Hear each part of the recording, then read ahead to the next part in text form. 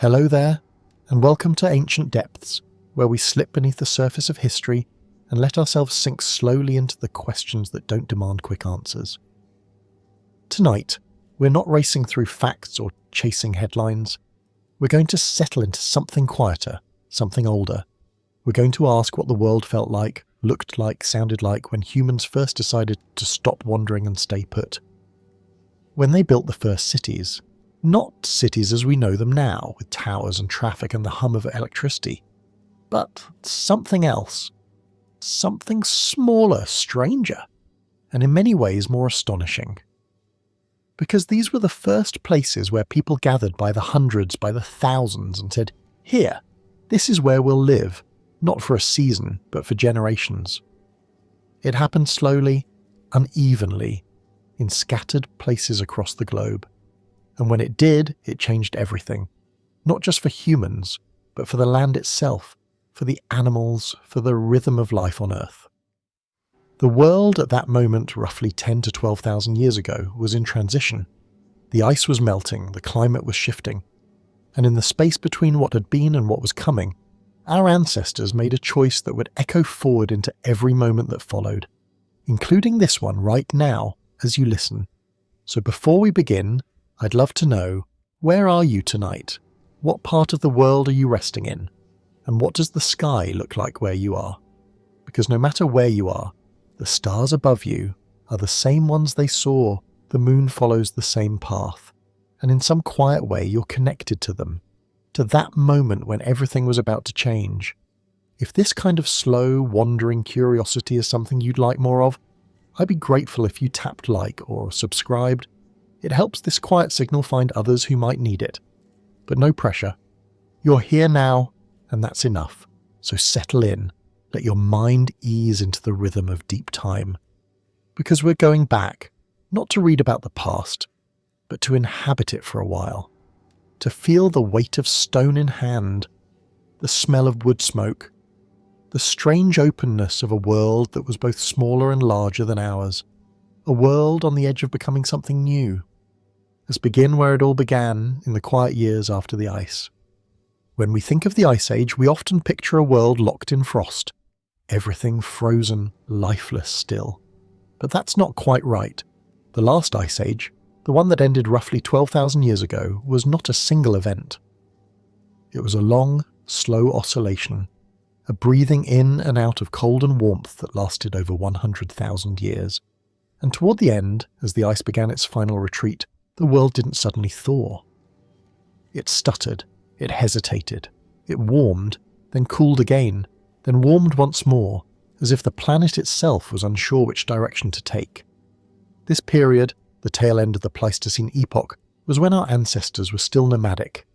They followed game, they gathered what grew wild.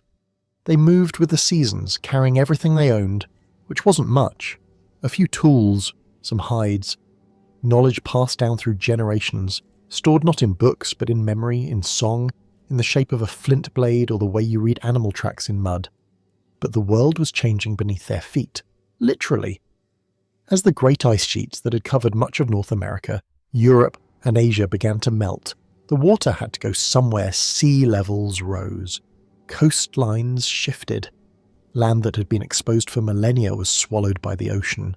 Rivers changed course. Lakes appeared where there had been none, and the climate, no longer dominated by the presence of vast ice, began to stabilize into something warmer, wetter, more predictable. This was the beginning of the Holocene, the epoch we still live in today, and it was in this window, this brief stretch of geological time, that something extraordinary happened. People stopped moving, or rather some of them did. In certain places, under certain conditions, they began to build. Not temporary shelters, but permanent ones, not camps, but settlements. And eventually not just settlements, but cities. The first of these weren't cities in any modern sense. They were small, dense clusters of homes, storage spaces, communal areas, but they were fixed, rooted. And that rootedness changed everything. It changed how people related to the land, to each other, to time itself. Because when you stay in one place, you start to see the land differently. You notice which plants grow where. You see the patterns of animals, You begin to shape the environment and it begins to shape you. This shift from nomadic life to settled agriculture is sometimes called the Neolithic Revolution. Though revolution might be too strong a word. It wasn't sudden, it didn't happen everywhere at once, and in many places it didn't happen at all. But where it did, it was irreversible. Because once you've planted a field, once you've built a granary, once you've invested in a place, you can't easily leave. You're tied to it. And so begins the long, slow process of civilization. But what was the world like in that moment?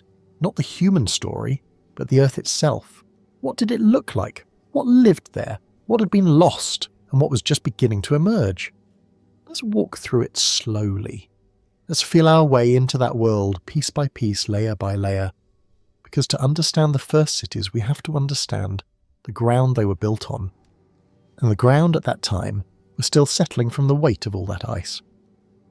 Imagine standing in what is now Turkey, in the region called Anatolia, around 9000 BCE. You're on a plateau, high and dry, with mountains in the distance. The air is cool in the mornings, warm by midday. There are no roads, no fields yet, at least not in the way we'd recognise them. But there are people here. And they've been here for a while. This is near the site that would one day be called Çatalhöyük, one of the earliest and most densely packed settlements we know of. But we're not quite there yet. We're a little earlier, a little to the north, near a place called Göbekli Tepe. And this place, this strange arrangement of massive stone pillars carved with animals and symbols, is already old, already in use, already a place people return to again and again for reasons we still don't fully understand. The landscape around you is open. Grasslands stretch out, dotted with clusters of wild wheat and barley.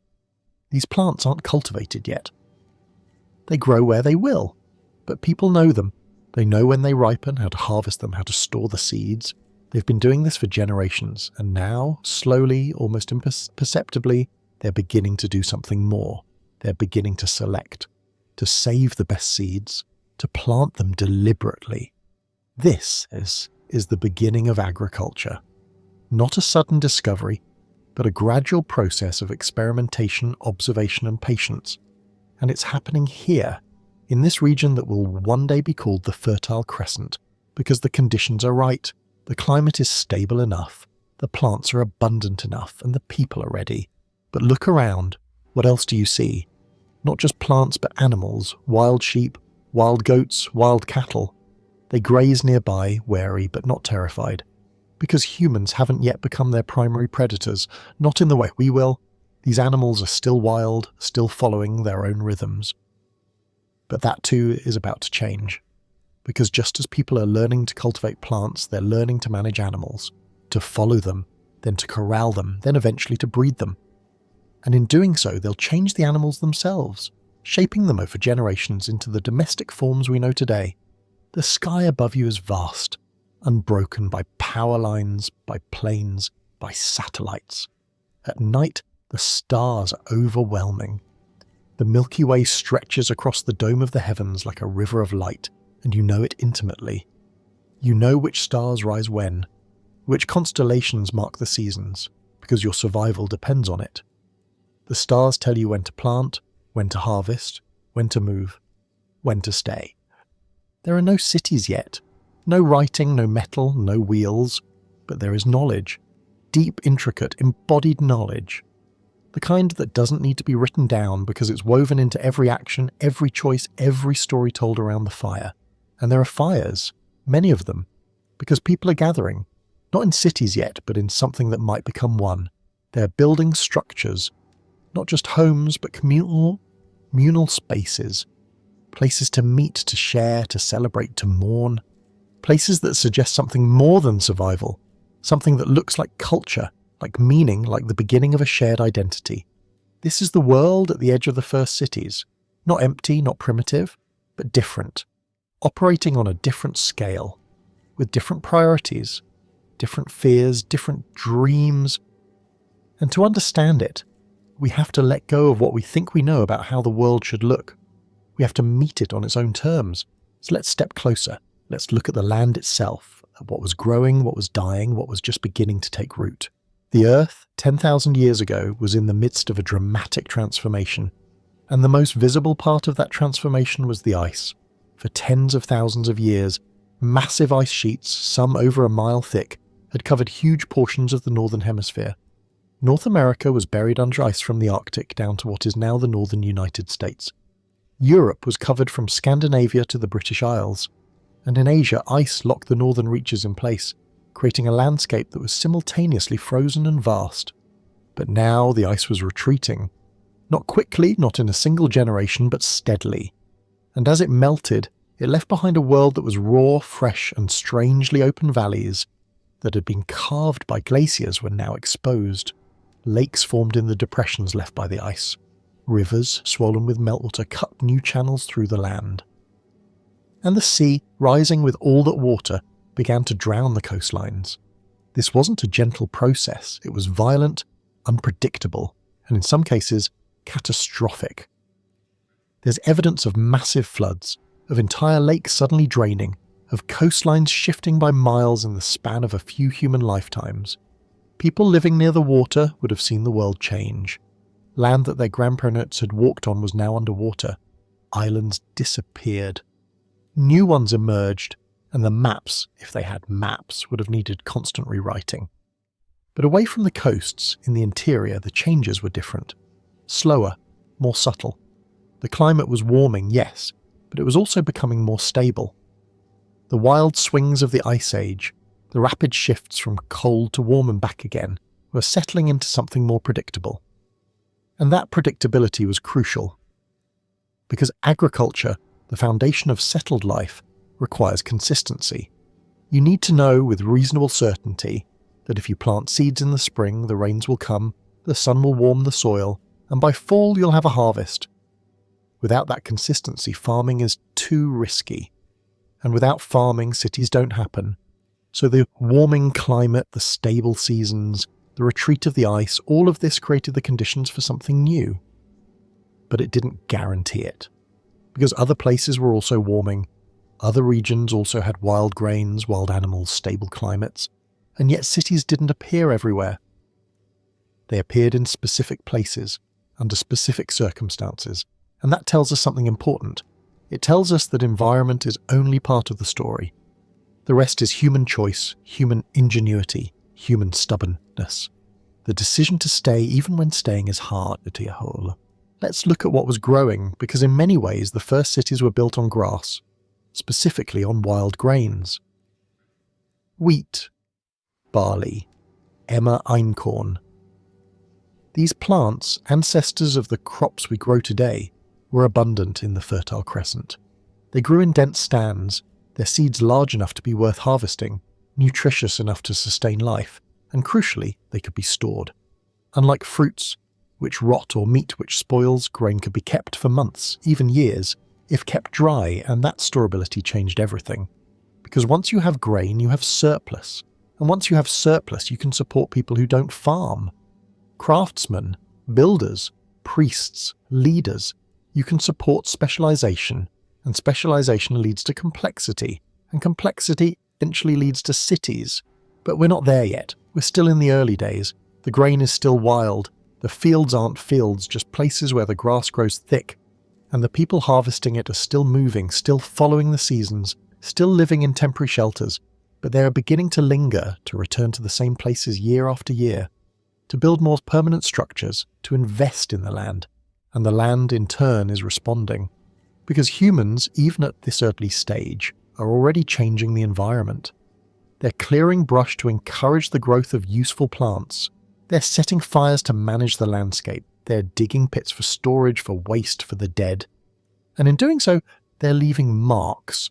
Marks that will last, that will accumulate, that will eventually become the archaeological layers we dig through today, trying to understand what they were doing, what they were thinking, what they were building toward. So the Earth at this time is not a pristine wilderness. It's already shaped by human hands, but lightly, subtly, in ways that work with the land rather than against it, at least for now.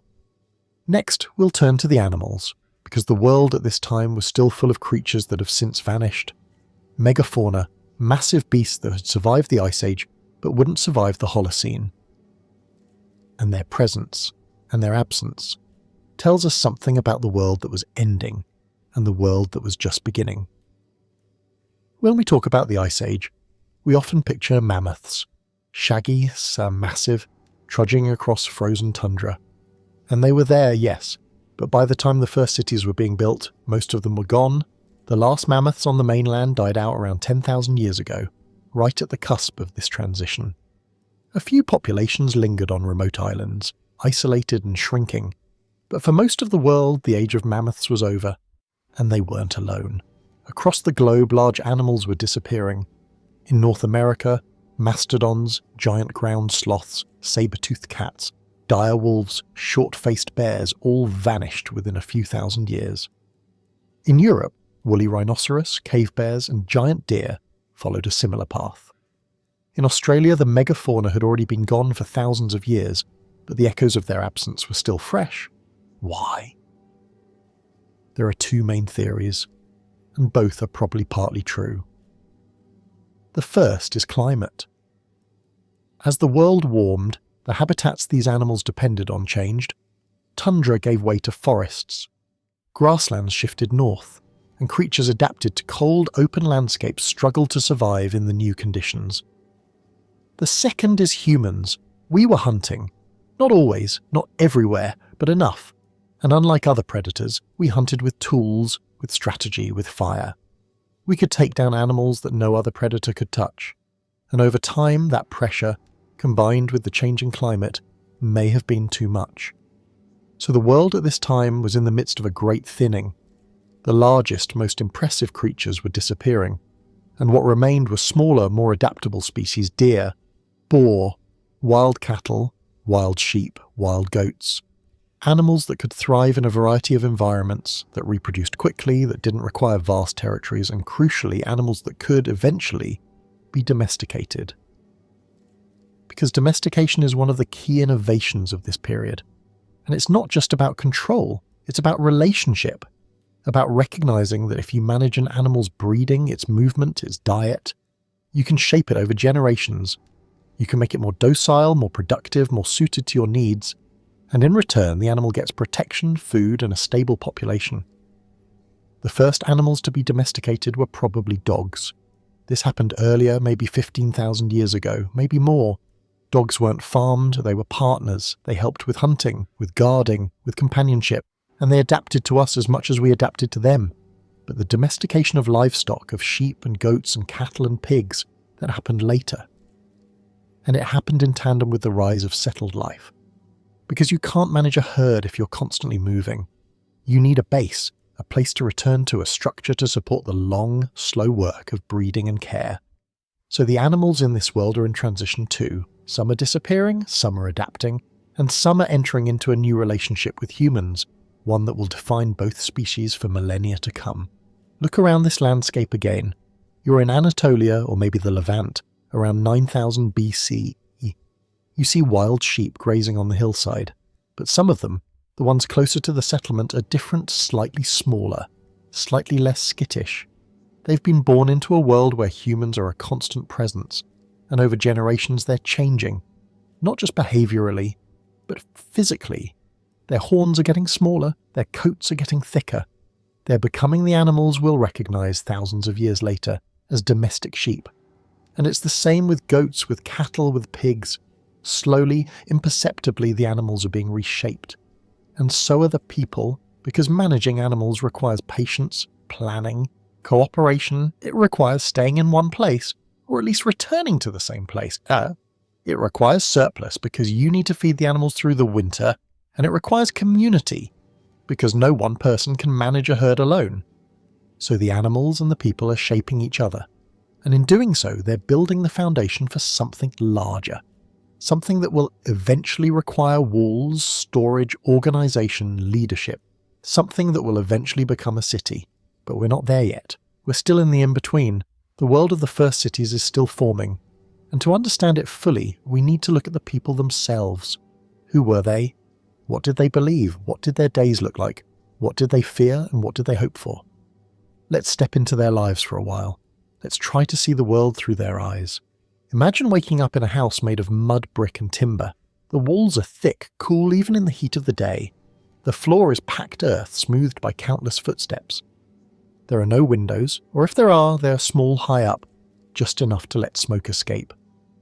Light comes from the doorway, or from the fire, or from the small clay lamps filled with animal fat, burning with a soft, flickering glow. You're not alone. This house, like most houses in the settlement, is home to several people. Maybe a family, parents and children, or maybe an extended group, grandparents, uncles, cousins. Space is shared. Privacy, as we understand it, doesn't really exist. You sleep close together, not just for warmth, but because that's how you've always done it. Alone is dangerous. Alone is vulnerable. Together is safe. Outside, the settlement is waking up. You hear voices, the sound of someone grinding grain, the bleat of a goat, the crackle of a fire being rekindled. The air smells of smoke, always smoke, because fire is constant. It's how you cook, how you heat, how you keep the dark at bay, and it's how you signal a column of smoke says, "We're here, we're alive, we're together." You step outside and the world opens up. The settlement isn't large, not by modern standards. Maybe a few dozen houses, maybe 100. They're built close together, often sharing walls clustered in a way that feels both protective and communal. There are no streets, not really, just narrow passages between buildings, winding and irregular, shaped by necessity rather than design. And in the centre, or maybe on the edge, there's a larger structure, something communal, a place for gathering, for rituals, for the things that bind the community together. This is your world, bounded, intimate, known. You recognise every face, you know every voice, you've been here your whole life, or most of it. And so have your parents and their parents. The land around you is familiar, mapped not in lines but in memory. You know where the good clay is, where the wild grains grow thick, where the spring runs clear even in the dry season. This knowledge isn't written down, it's lived. It's passed through story, through example, through the slow accumulation of experience. Your day is full, but not in the way we think of fullness now. There's no clock, no schedule. Time is measured by the sun, by the seasons, by the tasks that need doing. In the early morning, you might go to the fields, if they can be called fields. They're not neat rows. They're patches of cleared ground where the wild grains have been encouraged to grow. You scatter seeds saved from the last harvest. You pull weeds, not all of them, just the ones that compete too much. You wait, you hope, you pray, if that's the right word, to whatever forces you believe govern growth, rain, sun, fertility. Later, you might work with animals. If your community has begun keeping goats or sheep, they need tending. They need to be led to pasture, watched over, protected from predators, or you might work with your hands, shaping clay into pots, grinding stone into tools, weaving björnfifot into baskets or cloth. Every object you use, you've made or someone you know has made. There's no industry, no assembly line, just hands, skill, time. And then there's food. Preparing food is a constant task. Grain has to be ground, a slow rhythmic process that wears down your hands, your back, your knees. Meat, when there is meat, has to be butchered, cooked, preserved. Plants have to be gathered, sorted, stored. Nothing is wasted. Bones become tools, hides become clothing, fat becomes fuel. Every part of everything is used because resources are limited and waste is a luxury you can't afford. But life isn't just survival. There are moments of rest, of joy, of connection. There are meals shared, stories told, songs sung. There are children playing in the dirt, learning through imitation, through play, the skills they'll need as adults. There are celebrations marking the seasons, the harvests, the births, the deaths. There are rituals, the meaning of which may not always be clear, but which serve to bind the community, to create shared meaning, to assert that life is more than just the daily grind of survival. And there are mysteries, things you don't understand, the sky, the stars, the way the seasons turn, the way life begins, the way it ends, the dreams you have at night, vivid and strange, that seem to come from somewhere else. The voices you hear in the wind, in the rustle of grass, in the cry of a bird. You interpret these things through story, through symbol, through ritual. And in doing so, you create meaning. You make sense of a world that is vast, unpredictable, and often frightening. This is life in the early settlements. Not simple, not easy, but rich, full of texture, of nuance, of depth. And it's this life lived day by day, season by season, generation by generation, that builds the foundation for the first cities. Because cities don't appear out of nowhere. They emerge from villages, and villages emerge from camps, and camps emerge from the slow, patient decision to stop moving, to stay, to invest, to build. And that decision, that commitment, is what changes everything. Next, we'll look at what made certain places special. Why here and not there? Why did cities emerge in some regions and not others? What was it about the land, the climate, the resources that made settling possible? Not every place can support a city. Even now, in our modern world with all our technology, there are places where settlement is difficult. Too hot, too cold, too dry, too remote. And in the Neolithic, without technology, without infrastructure, the constraints were even sharper. You needed water, reliable and abundant. You needed soil that could grow food. You needed materials to build with, stone or clay or timber. Here you needed game or fish or something to supplement the plants. And you needed, perhaps most importantly, a climate that was stable enough to allow planning, to allow storage, to allow the long-term investment that agriculture requires. The Fertile Crescent, stretching in an arc from the Persian Gulf through modern-day Iraq, Syria, Lebanon, Israel and into Turkey, had all of these things. It was called fertile for a reason. The soil was rich, deposited over millennia by rivers. The climate was temperate, with wet winters and dry summers, a pattern that suited the wild grains that grew there, and the region was biodiverse, home to a wide variety of plants and animals, many of which could be domesticated. But it wasn't just the environment, it was also the people. The communities living in this region had been hunter-gatherers for thousands of years. They knew the land intimately. They knew what grew where, when it ripened, how to process it. They knew the animals, their habits, their migrations, and over time they developed technologies, stone tools, baskets, storage pits, that made it possible to harvest and store wild grains in large quantities. So when the climate stabilized, when the conditions became right, they were ready. They didn't have to invent agriculture from scratch, they just had to take the next step, to move from harvesting wild grains to planting them, from following wild animals to managing them. And that's what happened. Starting around 10,000 BCE in the Levant, the southern part of the Fertile Crescent, people began to settle. Small villages appeared, like Jericho, one of the oldest continuously inhabited places on Earth. Jericho at this time was nothing like a city.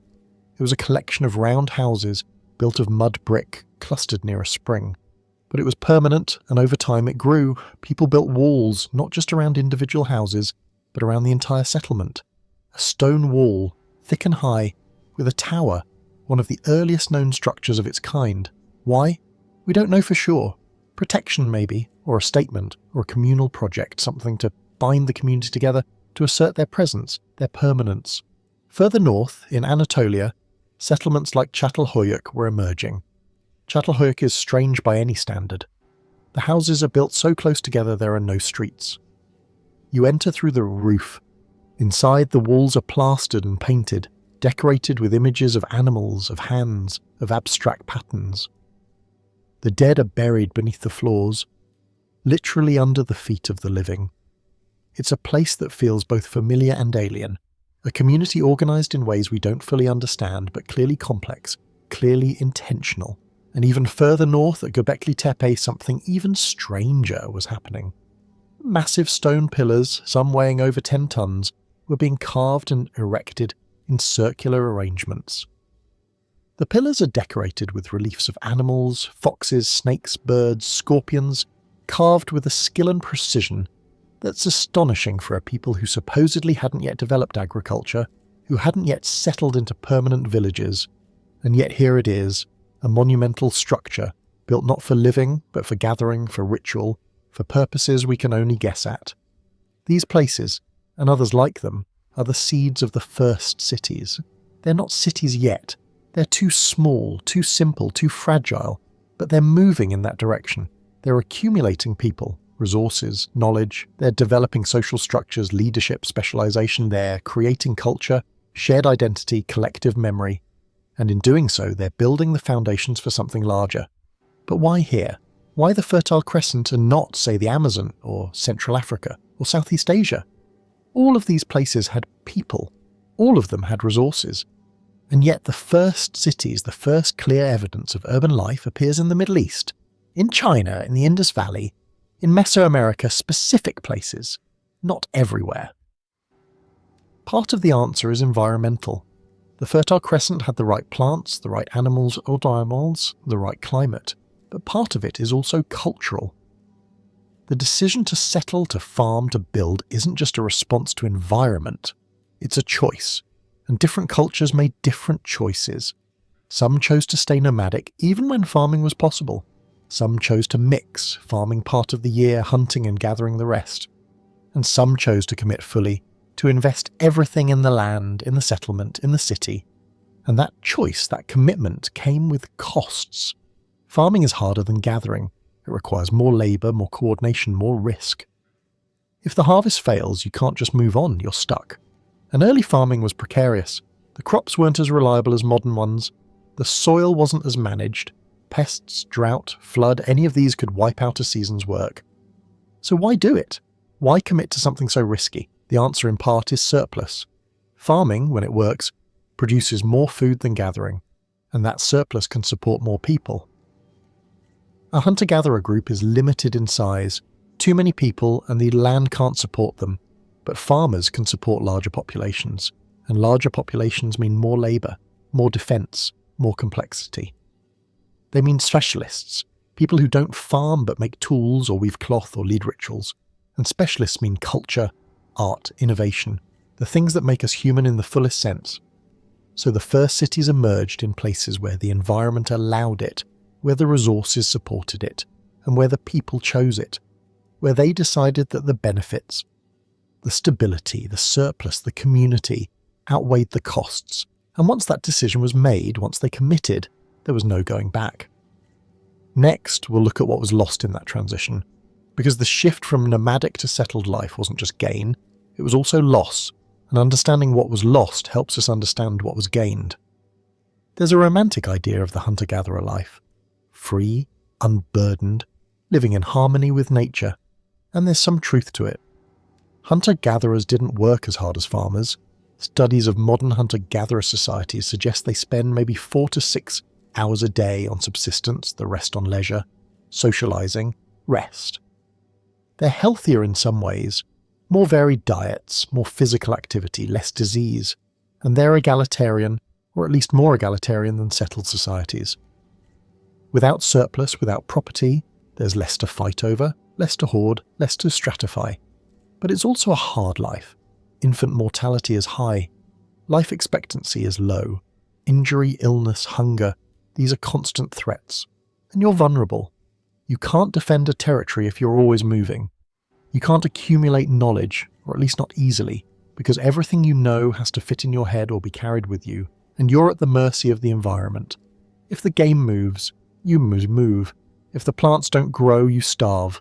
Settled life offers security, surplus, stability, but it comes at a cost.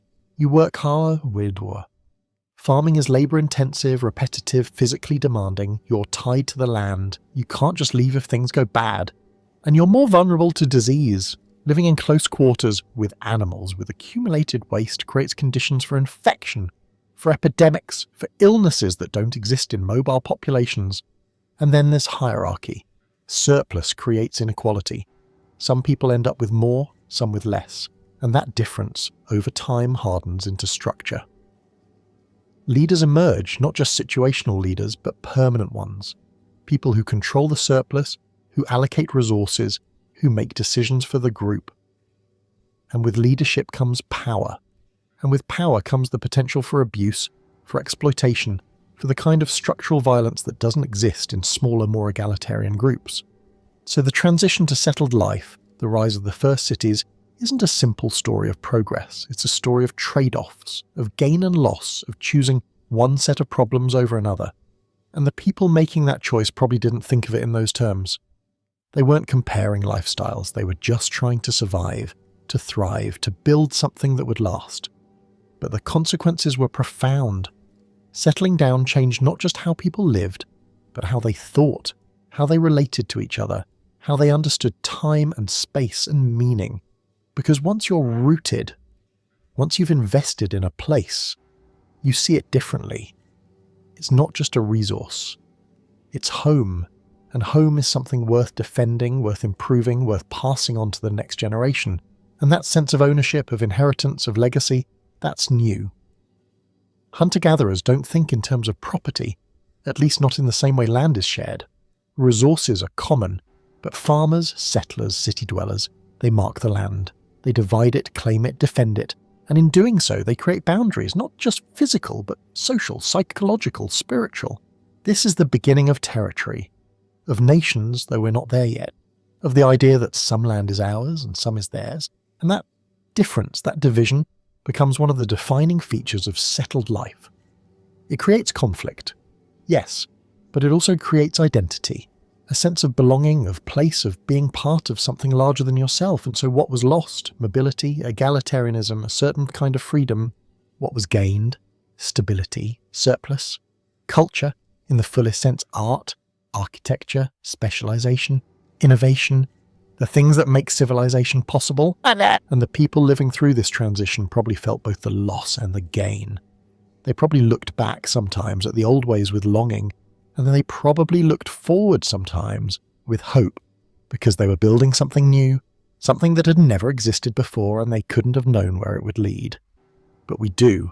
We know that the first cities, small and fragile as they were the beginning of something vast, something that would spread across the globe, that would reshape the planet, that would carry us from mud brick and stone tools to skyscrapers and satellites. And it all started here, in these early settlements, with people who decided to stay.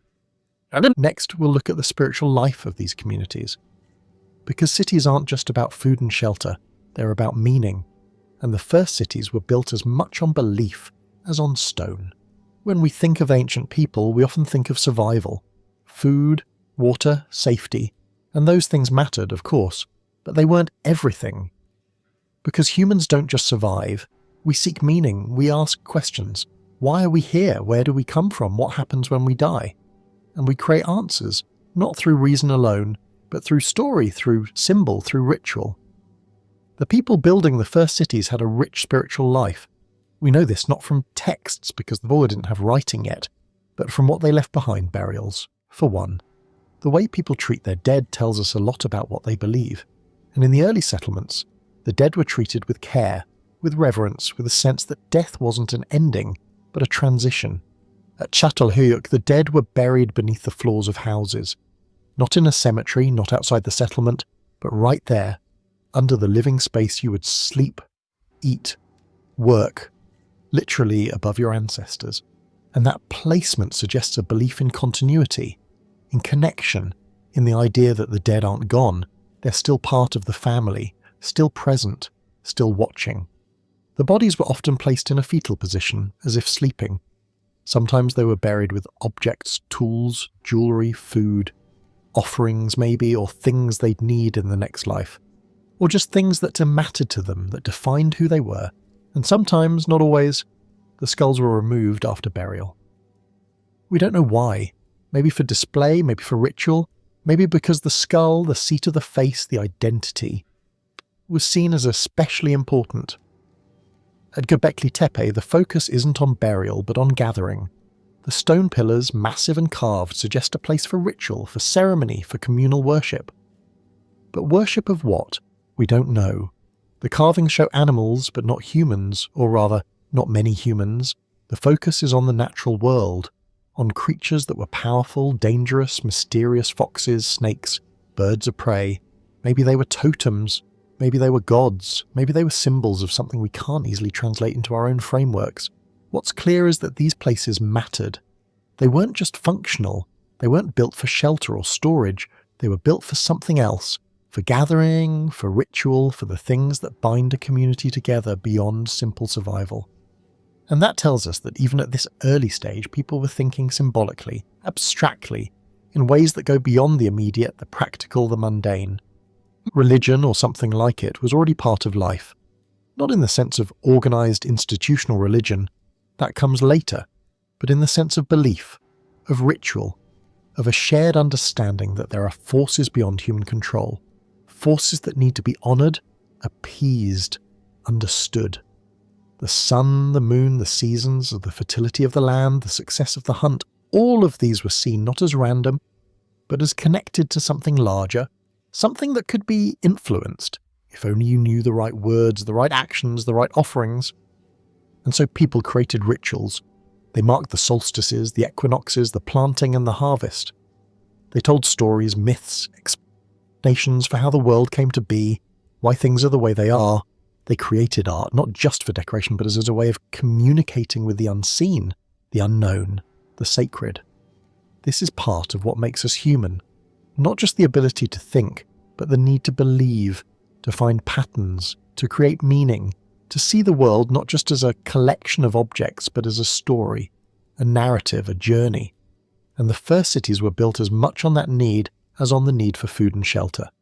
Because cities aren't just physical structures, they're symbolic ones. They're statements. They say, we're here, we're together, we're building something that will last. And that statement requires belief. Belief in the future, belief in the community, belief in something beyond the self.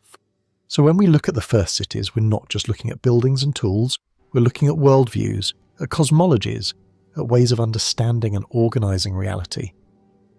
And those worldviews, though different from ours, are no less complex, no less profound. Next, we'll turn to the question of what these places sounded like, because history is often saintly, but the first cities weren't. They were full of noise, of voices, of life, and imagining that sound helps us feel closer to the people who lived it. Close your eyes for a moment. Imagine you're standing in the centre of one of these early settlements. It's midday, the sun is high and warm. What do you hear? First, voices. Always voices. People talking, calling out, arguing, laughing. The language is unfamiliar, but the rhythms are human. You hear mothers calling to children, you hear men discussing the day's work. You hear elders telling stories, their voices slow and deliberate, passing down knowledge, memory, identity. You hear children, lots of them, playing, shouting, crying. Children are everywhere in these settlements. The population is young, life expectancy is short. So communities are full of the energy, the chaos, the joy of childhood. You hear their games, their songs, their imitations of the adults around them. They're learning, through play, the skills they'll need. How to grind grain, how to shape clay, how to work together. You hear animals, the bleat of goats, the low of cattle, the bark of dogs. Animals are part of the community now.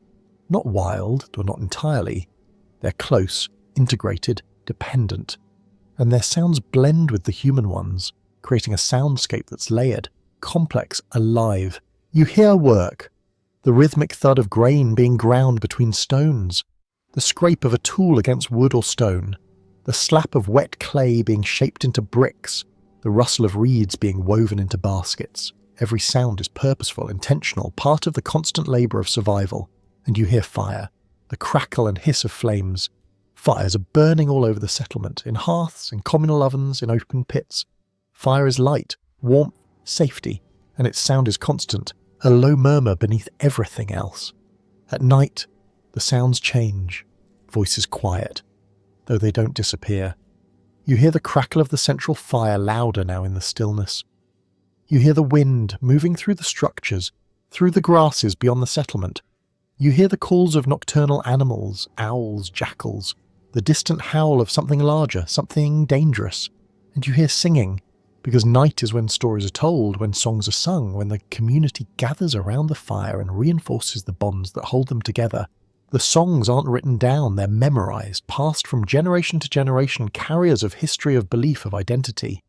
You hear the rhythm, the melody, even if you don't understand the words, and you feel the power of it, the way it binds, the way it soothes, the way it makes sense of a world that often feels chaotic and uncertain. There are no mechanical sounds, no engines, no electronics, no hum of infrastructure. Everything you hear is organic, natural, human. And in that there's a kind of intimacy, a directness, a connection to life that we've largely lost. But there's also an absence. No recorded music, no radio, no television, no voices from far away. Everything you hear is here, now, immediate, and that creates a different relationship to sound, to time, to presence.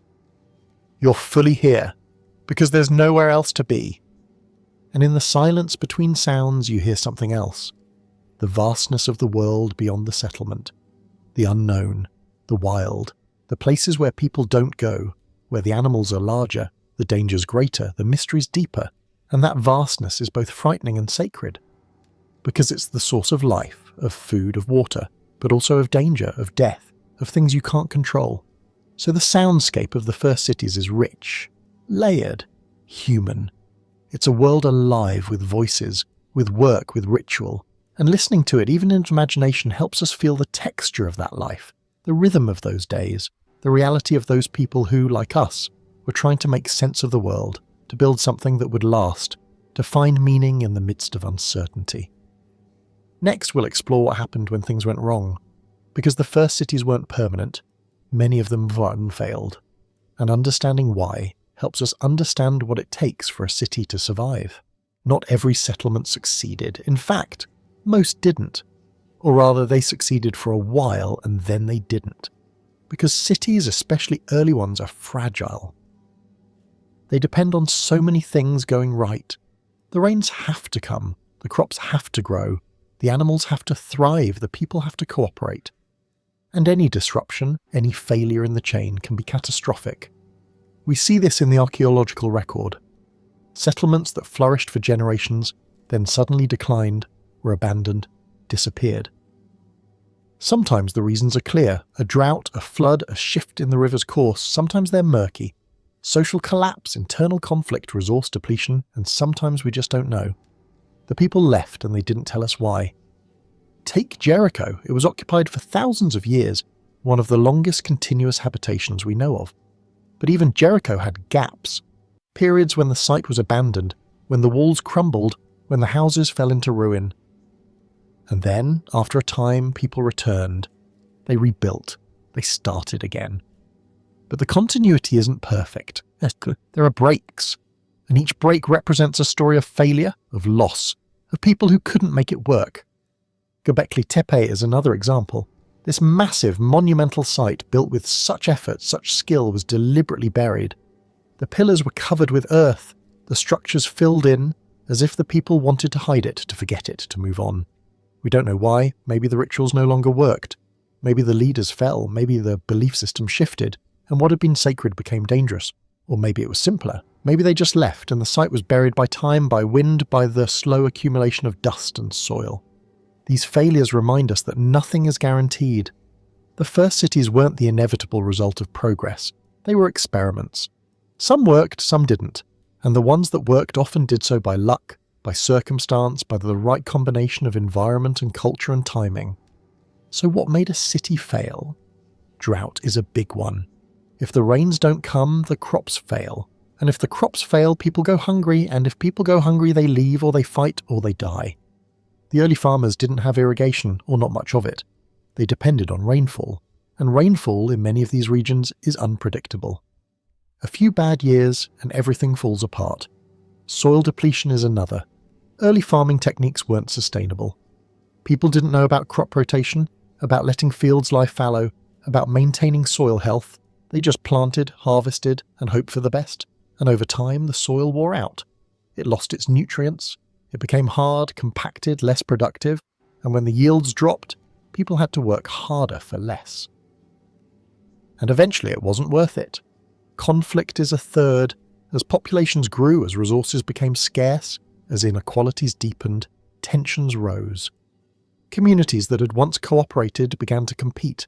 Fights over land, over water, over surplus. And sometimes those fights escalated. Walls were built not just for defence, but as symbols of division, of us versus them. And in a world without police, without courts, without formal systems of justice, violence could spiral quickly. And then there's disease. Living in close quarters with animals with accumulated waste creates perfect conditions for illness. Parasites, infections, epidemics, we see evidence of this in the bones, in the teeth, in the patterns of mortality. Early city dwellers were less healthy than their hunter-gatherer ancestors. They were shorter, more prone to disease, more likely to die young. And when an epidemic struck, it could wipe out a large portion of the population in a single season. So the first cities were risky. They offered benefits, yes, but they also created vulnerabilities, and many of them didn't survive. They flickered into existence, burned brightly for a time, and then went out. But some did survive. Some found the right balance, the right strategies, the right leadership. They adapted when conditions changed. They innovated when old methods failed. They built surplus, diversified their resources, developed trade networks. And over time they grew. They became more complex, more resilient, more capable of weathering the storms. And those are the ones we remember. The ones that became the foundation for the civilizations that followed. Mesopotamia, Egypt, the Indus Valley, China, Mesoamerica. These weren't the first settlements. They were the ones that survived, that thrived, that built on the lessons learned from all the failures that came before. Next, we'll turn to a larger question. What did the Earth itself look like at this time? Not just the settlements, but the wider world, the forests, the rivers, the oceans, because the first cities were small islands in a vast wild planet. And understanding that scale helps us understand just how significant their emergence was. Let's step back for a moment. Zoom out. Forget the settlements, the houses, the people. Look at the Earth as a whole as it was 10,000 years ago. It's a different planet. Not unrecognisably different, but noticeably so. The ice is still retreating. The northern latitudes are still adjusting to the loss of that weight, the land rising slowly, rebounding from the pressure of the glaciers. This is called isostatic rebound, and it's still happening today, though much more slowly. Coastlines are shifting, islands are emerging, seas are expanding. The climate is warmer, but not uniformly. Some regions are wetter, some drier. The Sahara, which today is the world's largest desert, is still green at this time. Grasslands, lakes, rivers. People live there. Animals thrive there. It's not a desert yet. That will come later, as the climate continues to shift, as the monsoons weaken, as the land dries out, but for now, it's habitable, even lush. Europe is still cold, still recovering from the ice. Forests are beginning to spread, oak and beech and pine, but much of the continent is still open, tundra-like, home to reindeer and mammoth. Though the mammoth are nearly gone, the British Isles are still connected to the mainland. There's no English Channel yet.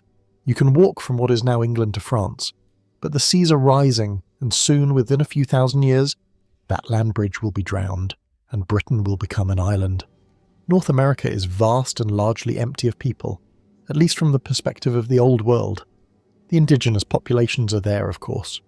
Descendants of the first migrants who crossed the Bering Land Bridge during the Ice Age. But they're scattered, nomadic, living in small groups, following the game. There are no cities, not yet. No agriculture, at least not in the sense we've been talking about.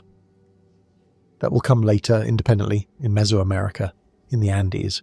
But for now, the continent is wild, forested, full of megafauna that are just beginning to disappear. South America is similar. Dense rainforests in the Amazon, grasslands in the south, mountains in the west. And people, but not many, living lightly on the land, shaping it in subtle ways that we're only now beginning to understand. Africa is the cradle of humanity. This is where we evolved, where we spent most of our history, and at this time it's still home to diverse populations, diverse cultures, diverse languages. The Sahara is green, as I mentioned. The Nile Valley is lush, though Egypt as a civilization doesn't exist yet. That will come later, much later, once agriculture spreads north from the Fertile Crescent, once people settle along the river, once they begin to harness its floods, to build, to organise, to create the culture we think of as Egyptian. Australia is isolated. It has been for thousands of years, since the seas rose and cut it off from Southeast Asia. The indigenous populations there have adapted to a harsh, dry continent, developing deep knowledge of the land, of the plants, of the animals. They are hunter-gatherers, but not simple ones. They manage the land through fire, through careful harvesting, through an understanding of cycles that takes generations to learn. They don't build cities. They don't need to. They found a different way to live, one that works for them, that's sustainable, that's lasted for tens of thousands of years. And then there are the oceans, vast, deep, largely unexplored. The seas are rising slowly but steadily as the ice melts, and as they rise, they swallow land. The The continental shelves, the shallow areas near the coasts are being flooded. Places that had been grasslands, forests, hunting grounds are now underwater, and with them any evidence of the people who lived there. If there were settlements on those coasts, and there probably were, they're gone now, drowned, buried under sediment, lost to the sea. So the Earth at this time is in transition. It's not the Ice Age anymore, but it's not the modern world either. It's something in between. A planet warming, greening, filling with life, but also a planet losing things, the megafauna, the ice, the land bridges, the old certainties. And into this world, humans are beginning to change the script. They're no longer just following the environment, adapting to it, moving with it, they're beginning to shape it. To clear land, to plant crops, to manage animals, to build. And in doing so, they're setting in motion a process that will, over the next 10,000 years, transform the planet, turn forests into fields, rivers into irrigation systems, grasslands into pasture, and eventually the entire surface of the Earth will bear the mark of human presence. But we're not there yet. We're still at the beginning. The first cities are small, fragile, uncertain. The wild still dominates. The forests are still vast. The animals are still numerous. And the world, for all the changes, still feels ancient, timeless, beyond human control. But that's changing. Slowly, imperceptibly, but changing. And the people building the first cities are the ones making it happen. Next, we'll look at what came after. Because the first cities were just the beginning. They set the stage for everything that followed. And understanding that legacy helps us see just how profound this moment was. The first cities didn't stay small.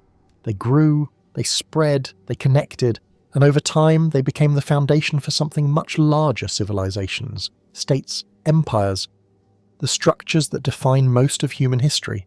From the Fertile Crescent, agriculture spread, north into Anatolia, west into Europe, south into Egypt, east into the Indus Valley, and everywhere it spread, it brought the same pattern: settlements, surplus, specialization, hierarchy, cities. By 5,000 years ago, just 5,000 years after the first settlements appeared, there were cities all over the Near East. Uruk in Mesopotamia, with tens of thousands of people, massive temples, walls, writing, yes, writing. The invention that would change everything, that would allow knowledge to be stored, transmitted, accumulated in ways that oral tradition never could. Egypt was rising. The pyramids were still centuries away, but the groundwork was being laid.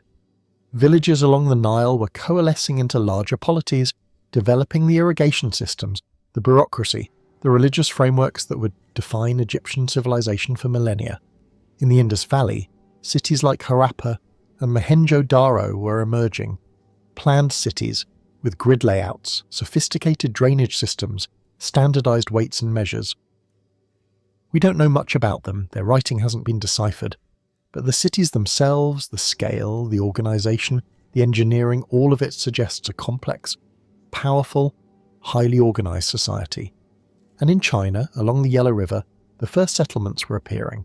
They wouldn't become cities for another 1,000 years or so, but the process was beginning, the same process.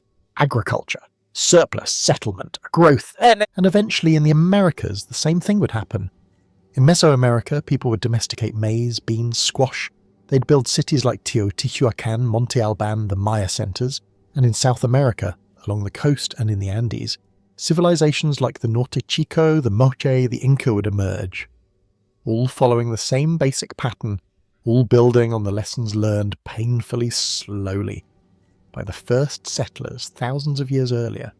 So the first cities, small and fragile as they were the seed, the beginning of a process that would spread across the globe, that would reshape the planet, that would create the world we live in today. And that's both inspiring and sobering. Inspiring because it shows what humans are capable of. The ingenuity, the cooperation, the vision to build something that lasts. Sobering because it also shows the costs. The loss of freedom, of health, of equality, the violence, the exploitation, the environmental destruction that came with it. The first cities weren't paradise. They were hard, complicated, often brutal places, but they were also creative, innovative, full of life and meaning and possibility. And the people who built them were doing their best, with the knowledge they had, with the resources available, to create something better than what had come before. Did they succeed? That depends on how you measure success. They survived. They thrived. They passed on their knowledge, their culture, their legacy, and we're here because of them. Because of the choices they made, the risks they took, the cities they built. So when we look back at the first cities, we're not just looking at history. We're looking at ourselves, at where we came from, at the long, slow process that turned nomadic hunters into urban dwellers, into farmers, into builders, into dreamers. And maybe, in some quiet way, we're also looking at where we're going. Because the challenges they faced, scarcity, conflict, environmental change, we face them too, and the solutions they found, cooperation, innovation, adaptation, are the same ones we need now. The story of the first cities isn't over. It's still being written, and we're the ones writing it. And so here we are, at the end of this journey. We've walked through a world that no longer exists, a world of the first cities, the first farmers, of people who decided to stay when everything in them said to keep moving. We've seen the land as it was, fresh from the ice, still settling, still green. We've heard the voices, the children, the animals, the rhythm of work and ritual and life. We've felt the weight of the choice they made, the gain and the loss, the future they built and the past they left behind. And maybe, in all of this, you felt something. Not just curiosity, but connection. Because these people, as distant as they are not strangers. They're ancestors, in the deepest sense. Not necessarily your bloodline, but your lineage. The people who built the foundation you're standing on. And their world, strange as it was, is not so different from ours. They faced uncertainty. They made choices with incomplete information. They built, they hoped, they feared, they dreamed just like us. So tonight, as you drift off, let yourself imagine it. The smell of wood smoke, the sound of grinding grain, the sight of stars undimmed by city lights stretching across the sky. And somewhere in a small settlement, in a house made of mud and timber, someone is telling a story. A story about where they came from, where they're going, what it all means. And that story, passed down through generations, through languages, through cultures, has made its way to you, not in words, but in legacy. In the simple fact that you exist, that you wonder, that you ask questions about the past and the future and the world around you. So rest now. Let the weight of all that time, all those lives, all those choices, settle around you like a blanket. Not heavy, but comforting. A reminder that you're part of something larger. Something that began long ago and will continue long after. The first cities are gone, but what they started is still here. In every city, every town, every place where people gather and build and dream together. Sleep well, time traveller, and when you wake, remember that the ground beneath your feet was once walked by people who, like you, were trying to make sense of this strange, beautiful, difficult world. And in that, you're never alone.